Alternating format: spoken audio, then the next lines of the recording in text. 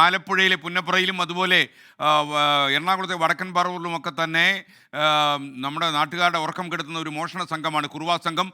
ഇതിൽ ഈ കുറുവാ സംഘത്തിലെന്ന് സംശയിക്കുന്ന ഒരാളെ പോലീസ് പിടികൂടിയിരുന്നു, മണികണ്ഠൻ.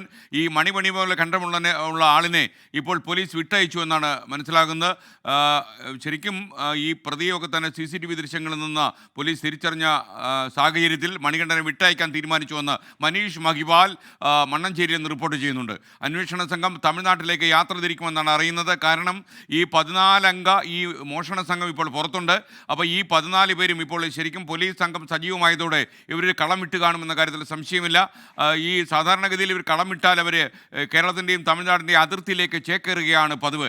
അതുകൊണ്ട് തന്നെ അവർ കേരളം വിട്ട് കാണുമെന്ന പ്രതീക്ഷയിൽ തമിഴ്നാട് പോലീസിൻ്റെ സഹകരണത്തോടെ ഇവരെ കസ്റ്റഡിയിലെടുക്കാനുള്ള നീക്കമാണ് ഇനി കേരള പോലീസ് നടത്തുന്നത്.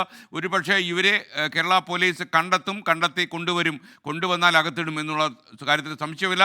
എന്നാൽ ഈ മണികണ്ഠൻ യഥാർത്ഥത്തിൽ ഈ പിടിക്കപ്പെട്ട ഈ സന്തോഷ് സെൽവത്തിൻ്റെ കൂടെ ഉണ്ടായിരുന്നു എന്ന കാര്യത്തിൽ സംശയം ഉണ്ടായിരുന്നു. എന്നാൽ ഈ സംശയത്തിന് അടിസ്ഥാനമില്ല എന്ന് മനസ്സിലാക്കി മണികണ്ഠനെ ഇപ്പോൾ പോലീസ് സംശയത്തിൻ്റെ ആനുകൂല്യം നൽകി വിട്ടയച്ചിരിക്കുന്നു എന്നാണ് മനീഷ് മഹിവാൽ നമുക്കൊപ്പം ചേർന്ന് പറയുന്നത്. മനീഷ് മഹിവാൽ ചേരുന്നു കൂടുതൽ വിവരങ്ങളുമായി. കുറുവാക്കാരൻ അവൻ്റെ പിന്നാലെ പോയതിൽ മനീഷ് ഉണ്ടായിരുന്നു.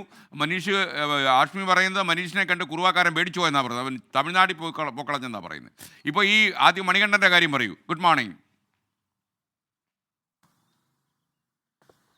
Good morning SKN. ഈ മണികണ്ഠനെ പോലീസ് കസ്റ്റഡിയിൽ വെച്ചത് പോലീസിന് വലിയ സംശയമുണ്ടായിരുന്നു. ഇയാൾക്ക് നേരിട്ട് ഈ പറയുന്ന മോഷണങ്ങളിൽ പങ്കില്ല എങ്കിൽ കൂടി ഇയാൾ ഒരു ക്യാരിയറായി പ്രവർത്തിച്ചിട്ടോ എന്ന സംശയം ഉണ്ടായിരുന്നു. ഒപ്പം തന്നെ ഇയാളിൽ നിന്ന് എന്തെങ്കിലും വിവരങ്ങൾ ലഭിക്കുമോ എന്നതിന്റെ അടിസ്ഥാനത്തിലായിരുന്നു ഇയാളെ മണ്ണഞ്ചേരി പോലീസ് കസ്റ്റഡിയിൽ വെച്ചത്.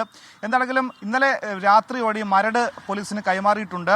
എപ്പോൾ വേണമെങ്കിലും വിളിക്കുമ്പോൾ എത്തണമെന്ന നിർദ്ദേശത്തെ തുടർന്നാണ് മണികണ്ഠനെ വിട്ടയച്ചിട്ടുള്ളത്. മണികണ്ഠനും ശെൽവവും, അതായത് സന്തോഷ് സെൽവവും അടുത്ത ബന്ധുക്കളാണ്. മറ്റൊരു വിവരം കൂടി പോലീസ് പുറത്തുവിടുന്നുണ്ട്. കഴിഞ്ഞ ദിവസം പോലീസ് സ്റ്റേഷനിൽ തന്റെ ഭർത്താവും ഒപ്പം തന്നെ മകനും ഒക്കെ നിരപരാധിയാണെന്ന രീതിയിൽ അവിടെ എത്തിയ ഈ സന്തോഷ് സെൽവത്തിന്റെ അമ്മ, മാതാവും ഭാര്യയും ഇവർക്കെതിരെ കൂടി തമിഴ്നാട്ട് പോലീസുമായി ചേർന്ന് നടത്തിയ അന്വേഷണത്തിൽ നിന്നും ഇവർക്കെതിരെ കൂടി മോഷണ കേസുകൾ അവിടെ നിലവിലുണ്ട്. ഇവർ മോഷ്ടാക്കളാണ് എന്ന വിവരമാണ് ഇപ്പോൾ ആലപ്പുഴ പോലീസിന് ലഭ്യമായിട്ടുള്ളത്.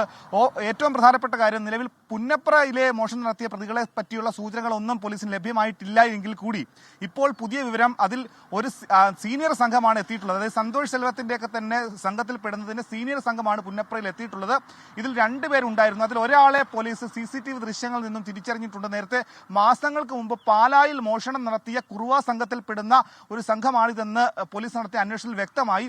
അങ്ങനെ ഈ 7 അംഗ സ്പെഷ്യൽ സ്ക്വാഡിലെ ഒരു ടീം ഇപ്പോൾ തന്നെ പാലായിലെ ചില പോലീസുകാരുടെ സഹായത്തോടുകൂടി തന്നെ ഇവരെ അന്വേഷിക്കാൻ വേണ്ടി കാമാച്ചി പുരത്തേക്ക് ഇന്നലെ രാത്രിയോടുകൂടി തിരിച്ചിട്ടുണ്ട്. അതുകൊണ്ട് തന്നെ SKN ഇപ്പോൾ ആലപ്പുഴയിൽ പുന്നപ്രയിൽ നടന്നതും മണ്ണഞ്ചേരിയിൽ നടന്നതുമായിട്ടുള്ള മോഷണ കേസുകളിലെ പ്രതികളെ എത്രയും വേഗം പിടികൂടാൻ സാധിക്കുമെന്നാണ് നമുക്ക് മനസ്സിലാക്കാൻ സാധിക്കുന്നത്.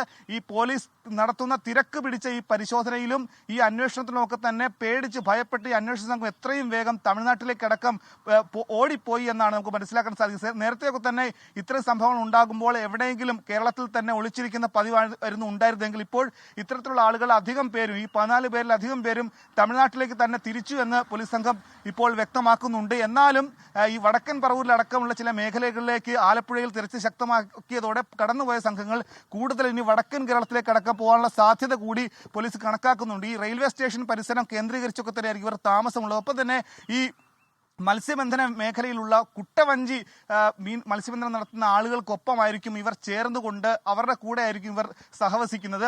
അത്തരം മേഖലകൾ കൂടി പോലീസ് പരിശോധന ശക്തമാക്കുന്നുണ്ട്. ഈ സർക്കസ് സംഘങ്ങൾ, അതായത് സർക്കസ് കൂടാരങ്ങളിലൊക്കെ തന്നെ ഇങ്ങനെ താൽക്കാലികമായി വന്നു നിൽക്കുന്ന പണിക്കാർ, ജോലിക്കാരുണ്ട്. അവരിലേക്കുമൊക്കെ തന്നെ അന്വേഷണം വ്യാപിപ്പിക്കാനുള്ള നീക്കത്തിലാണ് അന്വേഷണ സംഘം. ആലപ്പുഴ DYSP MR മധുബാബുവാണ് ഈ അന്വേഷണങ്ങൾക്കെല്ലാം നേതൃത്വം നൽകുന്നത്. SKN. Okay, thank you. Manish മഹിവാലാണ് വിവരങ്ങൾ നൽകിയത്. ഒരുപാട് പ്രിയപ്പെട്ട പ്രേക്ഷകർ ഗുഡ് മോർണിംഗ് പറയുന്നുണ്ട്. നിങ്ങൾക്ക് എല്ലാവർക്കും നല്ലൊരു പ്രഭാതം ഞാൻ ആശംസിക്കുന്നു.